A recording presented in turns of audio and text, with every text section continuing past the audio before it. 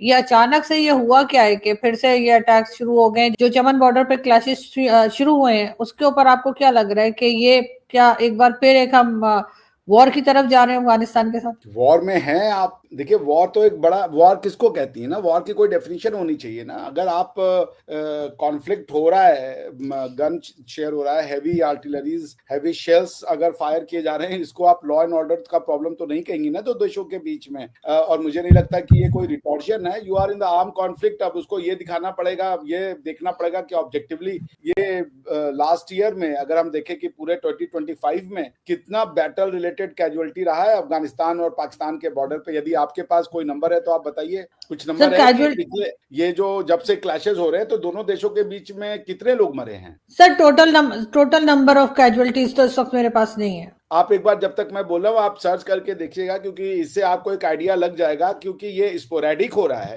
देखिए, दो रीजन है ना, जो ऑब्जेक्टिव क्लासिफिकेशन है किसी भी एक्सचेंज ऑफ वायलेंस को आर्म कॉन्फ्लिक्ट बनाने की या उसको वॉर कहने की, उसमें टेस्ट यही है कि दो देशों के बीच में जो है वो एक पर्टिकुलर लेवल से ऊपर की जो वेपनरी है उसका उपयोग हुआ हो और बैटल रिलेटेड कैजुअलिटी हो। उपसाला का जो आर्म कॉन्फ्लिक्ट उपसाला यूनिवर्सिटी चलाती है, उसके बाद और दूसरी कई यूनिवर्सिटियां चलाती हैं जो ये कैलकुलेट करती हैं कि इन ईयर बैटल रिलेटेड कैजुअलिटी कितनी है। क्योंकि ये नॉन इंटरनेशनल आर्म कॉन्फ्लिक्ट नहीं है, आपका तो straight away international arm conflict है, बिकॉज की ये जो एक्सचेंज हो रहा है ये कोई पाकिस्तान तालिबान में नहीं हो रहा, बल्कि स्ट्रेट अवे अफगानिस्तान और पाकिस्तान के आर्म फोर्सेस के बीच में हो रहा है। तो अगर ये 500 से ज्यादा लोग मर चुके हैं बैटल रिलेटेड कैजुअलिटीज में जब से भी शुरू हुआ है पूरे साल में, तो यू आर एट वॉर। इसको अब देखें सर, मैं अगर 2025 की अगर बात करूं तो इन्होंने जो अक्टूबर का फिगर दिया दे रखा है वो 23 जो है पाकिस्तान में 23 लोग मारे गए, 9 लोग जो हैं वो अफगानिस्तान में जिनकी जान गई। उसके अलावा 16 से 18 लोग जख्मी हुए अफगानिस्तान में, 29 के करीब पाकिस्तान में थे जो जख्मी हुए। फिर 12 अक्टूबर को अगर बात करें तो 6 हमारी तरफ जिनकी जाने गई, 19 के करीब वहां पर मारे गए। फिर इसी तरीके से अगर हम आगे बढ़ते जाते हैं तो ये फिगर जो है ये चेंज होती चली जाती है। और अब अफगानिस्तान क्लेम कर रहा है कि उसने जो है वो 58 के करीब पाकिस्तान के जो ऑफिशियल्स हैं या कह लीजिए जो फौज के लोग हैं उनको मारा है और या उनकी जाने ली है। और दूसरी तरफ पाकिस्तान जो है वो 43 से 48 के करीब जो है वो क्लेम कर रहा है। तो अभी तक तो ये सिलसिला चल रहा है। देखिए, मैं जो अभी तक, अब ये कितने दिन का है मुझे नहीं अब ये पता है सरकारी आंकड़ा है, अब ये 11 अक्टूबर से बता रही हूँ मैं आपको अभी तक का। हाँ, तो जो मैंने अब कैलकुलेट किया एक रफ फिगर 42 प्लस 25 अगर आप करें तो आता है 52, 62 एंड 67। तो 3-4 दिन में अगर 67 लोग मर रहे हैं, 67 कैजुअलिटीज हो रही हैं दोनों तो तरफ की मिलाकर, दोनों तरफ की मिलाकर, दोनों बैटल रिलेटेड कैजुअलिटी में आप एक तरफ का नहीं मिलाती है। हाँ। बैटल रिलेटेड होना चाहिए चाहे जिससे भी मरे, मगर अब कोई एक्सीडेंट से मर जाए, कोई नेचुरल डेथ हो जाए, वो वाले जो कैजुअलिटीज हैं उनको आप नहीं अकाउंट में लेती हैं। लेकिन ये जो कैजुअलिटीज अगर 2 दिन में 67 civilians plus arm forces personals की डेथ हो रही है, it's a very serious nature of conflict. ये कोई छोटा मोटा कॉन्फ्लिक्ट इसको कह करके आप नहीं अंडर द कार्पेट ब्रश कर सकती है। तो यू आर एट इसको कोई ये रेगुलर हो रहा है तो इसको कोई आप रिटॉर्जन नहीं कह सकती, इसको कोई ये नहीं कह सकता कि भाई ये तो it is lower than the threshold of. अब मैं लॉ ऑफ आर्म कॉन्फ्लिक्ट आपको नहीं पढ़ाने जा रहा हूं क्योंकि उसमें थ्रेशोल्ड एक बहुत बड़ा क्राइटेरिया बन जाता है। बट पॉइंट अब ये कहने की जो मेरी अंडरस्टैंडिंग है, you are at war with Afghanistan. क्योंकि अगर आप ये भी अगर सर्च कर लें कि पिछले एक साल में how many peoples have died in Afghanistan Pakistan this thing, अगर वो संख्या 250-300 के आसपास जा रही है, so you are definitely in a arm conflict. You may deny it, but ये सीरियस नंबर ऑफ कैजुअलिटीज हो रही हैं, अगर even including civilian as well as the non civilian. क्योंकि अब वो आप जमाना भूल जाइए कि मिलियंस बिलियंस लोग मरेंगे तब आप वॉर कहेंगी। अगर 500-600 लोग एक साल में मर रहे हैं आर्म कॉन्फ्लिक्ट से या बैटल रिलेटेड कैजुअलिटी से, तो आप इसको ये कहें कि आप अफगानिस्तान के साथ युद्ध में नहीं है, तो आप स्वयं को मूर्ख बना रहे हो। अब ये क्यों हो रहा है? मैं बीबीसी की रिपोर्ट पढ़ा था, मेरे पास और कोई इंफॉर्मेशन नहीं थी, तो बीबीसी में लिखा कि अफगानिस्तान ने क्लेम किया कि भाई आप लोगों ने जो है ये शुरू किया है अटैक। उनका ये कहना है, ठीक है ना। और उनके बहुत से लोग वहां से भाग गए हैं। स्पिन बोल्दा एरिया करके कुछ है, आई डोंट नो उस जगह का नाम। मगर हमारी साइड से ये भी कहा गया कि पाकिस्तान में जो है वो अटैक किए गए थे, तो इसलिए पाकिस्तान ने पलटकर अटैक किया, इस किस्म की बातें भी चली हैं। लेकिन बहरहाल दोनों एक दूसरे पे यार कार मैं है। बुरा मत मानिएगा, लॉ ऑफ एविडेंस में एक प्रिंसिपल है, फॉल्सस इन यू नो फॉल्सस ऑल द टाइम। एक बार झूठ बोल देता है वो आदमी ना, तो फिर झूठ ही बोलता रहता। पाकिस्तान ने सिवाय झूठ के कुछ नहीं बोला है।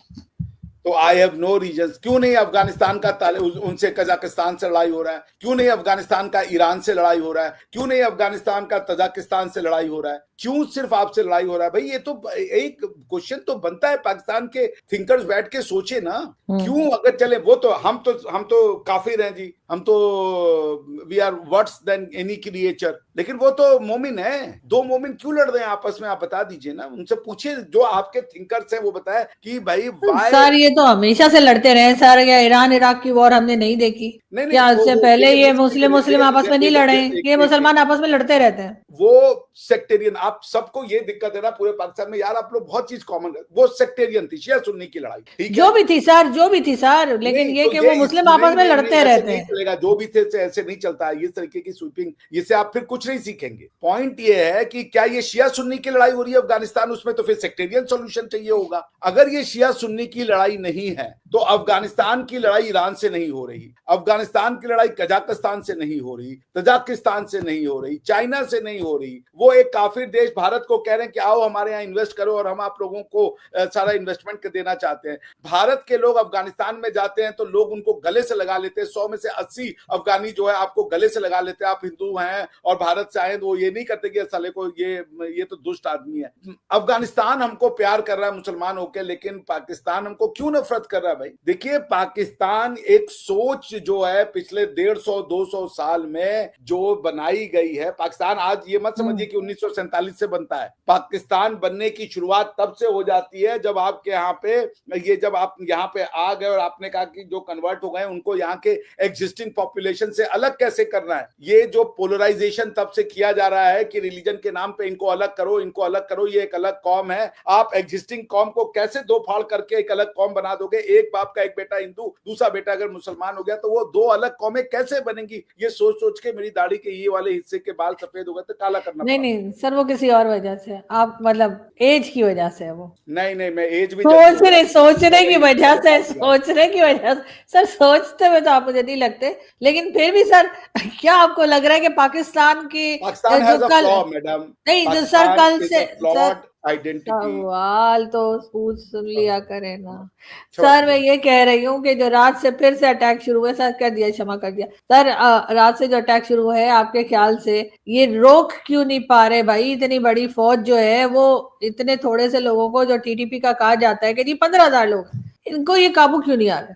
जो भी रीजन उनके अटैक का, वो थोड़ी देर। एक हमारे यहाँ कहानी थी रक्त बीज की। एक आदमी था या एक राक्षस था, मैं कहानी अब मैं भूल रहा हूँ। उसको ये वरदान था ना कि उसका एक भी जो ब्लड होगा वो जमीन पे पड़ेगा, उससे एक और रक्त बीज निकल जाए। आपको लग रहा है ये आदमियों की लड़ाई ये नहीं है, ये डॉक्ट्रिन की लड़ाई हो रही। उस डॉक्ट्रिन से आदमी पैदा होते। तो क्वेश्चन है 1947 से जब से पाकिस्तान बना है तब से अफगानिस्तान ने आपको 1947 में क्यों नहीं रिकॉग्नाइज किया? क्या उत्तर है? क्यों आपको खान अब्दुल गफ्फार खान साहब ने कहा था, खान बाबा ने कहा था कि भाई ये तो हमें गीदड़ों के हाथ में फेंक दिया इंडिया ने? ये वर्ड हैं, रिकॉर्डेड वर्ड है खान अब्दुल गफ्फार खान साहब के। क्यों? देखिए, आप कितना भी ये चूरन बेच लें कि इस्लाम एक कौम बनाती है, नहीं बनाती, वरना आपकी अफगानिस्तान के साथ लड़ाई नहीं होती। तो क्यों हो रही है इसका मेरे पास कोई उत्तर नहीं है। क्यों हो रही है? नहीं सर, ये रोक क्यों नहीं पा रहे? मैं तो ये कह रही हूँ कि ये जो थोड़े से लोग हैं, लाखों की फौज जो है वो 15-20 हजार लोगों को क्यों रोक नहीं पा रही? फौजें अगर लोगों को रोक लेती, इतने बूट और इतने गोली दुनिया में कोई बना नहीं पाया कि वो लोगों को लड़ने से रोक सके। और जितना फोर्स लगाएंगे उतने लोग खड़े हो जाएंगे। जिंदगी 60-70 साल की होती है,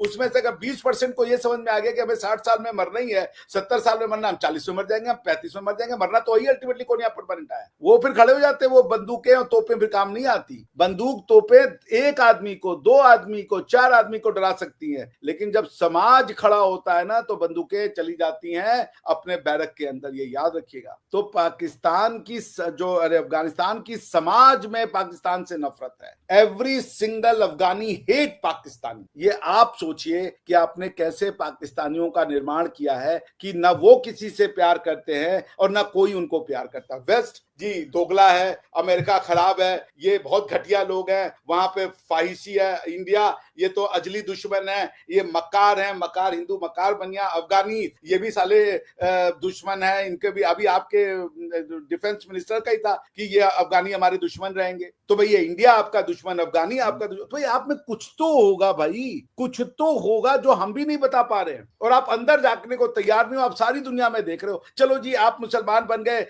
इजराइल और हनूद और ये क्या है यहूद, वो मिलकर साजिश कर रहा है, लेकिन यहूद हनूद मोमिन भी मिल गया। अब आप कह रहे हो कि जी एक टाइप से हमको अफगानिस्तान लतियाएगा, एक टाइप से इंडिया लतियाएगा, अब हम कहां जाएं? अस्तगफिरुल्लाह। पॉइंट ये है कि जब आपने देश बनाया आप लोग बहुत अजम्पशंस पे चले गए। आप जब बोलते हो कुछ तो लोगों को चिढ़ाने के लिए, उनको चुप कराने के लिए आप बोलते हो, न कि आप सोची समझी बातें करते हो। तो आप न उस समय आप जैसे अब मैं हूं एक स्तर के नीचे, मैं डिबेट नहीं कर पाता, मैं उठकर चला जाऊंगा। आप भी ऐसा करती होंगी, मुझे पता है। आप एक बहुत समझदार महिला है, स्त्री है, खातून है, आपको भी ना एक नीचे लेवल से अगर कोई जाके आपसे डिबेट करेगा ना, आरजू जी आप चुपचाप से अपना शटर बंद कीजिएगा, कहेगा भैया माफ कर दीजिए, आपके लेवल पे हम नहीं जा। आज दो बार डिबेट छोड़ के गई टीवी चैनल की। तो 2 बार क्यों? क्योंकि आरजू जी आप वो काम नहीं कर सकती जो वो करने में सक्षम है। आप आर्ग्यूमेंट्स तो दे सकती हैं, आप लांछन नहीं लगा देंगी। मैं आपके साथ 2, 2.5, 3 साल से आ रहा हूं, आपने कभी एक बार भी, आप मुझसे कई बार डिसएग्री हुई होगी,